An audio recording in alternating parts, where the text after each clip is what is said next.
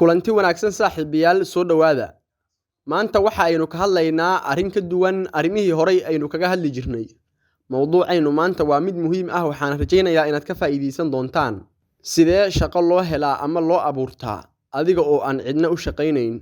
Qof kasta oo dunida ku nool waxa uu jecel yahay inuu shaqo wanaagsan oo lacag badan helo. Qof kasta oo dunida ku nool ma laha aqoonta iyo xirfadda shaqo wanaagsan lagu helayo. Maalmihii u dambeeyay waxa aynu ka hadlaynay qaabkee shaqo loo helaa ama loo abuurtaa. Labadan qaab waa laba qaab ee dunida ka jira marka laga hadlayo shaqo abuurka iyo shaqo helista.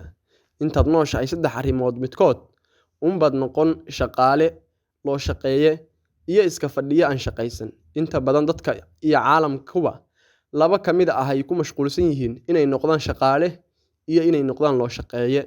Qof kasta oo dunida ku nool waa shaqaale ama loo shaqeeye shaqo abuure.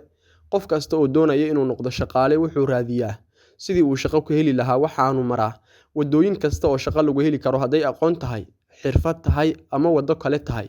Qof kasta oo loo shaqeeye ah ama shaqo abuure ahina waxa uu raadiyaa fikir shaqo lagu abuuri karo, dhaqaale, goob iyo shaqaalihii ka shaqayn lahaa. Kadibna waxaa la kulmayaa oo is helaya shaqooyinkii, shaqadoonkii iyo loo shaqeeyihii oo baahi isku keentay.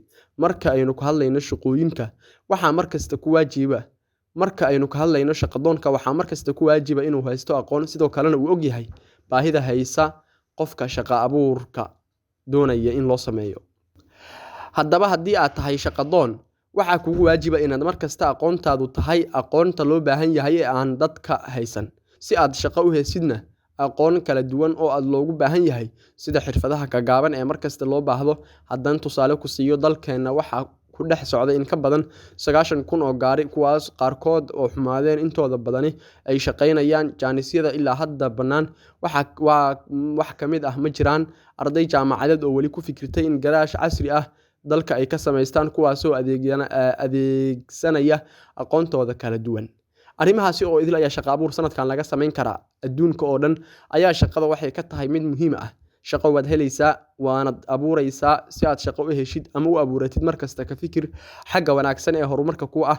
Si aad shaqo u heshid hadafkaaga ha noqdo shaqo hel, si aad shaqo u abuuratid hadafkaaga ha noqdo shaqo abuur. Markaad hadaf samaysatid waxaa laga rabaa fulin iyo ku celcelin joogto ah ilaa intaad ka gaadhaysid hadalkaaga. Markaad gaadhina alla u mahadnaq. Saaxiibayaal soo dhawaada. Mowduucayni maantana waa naga intaa.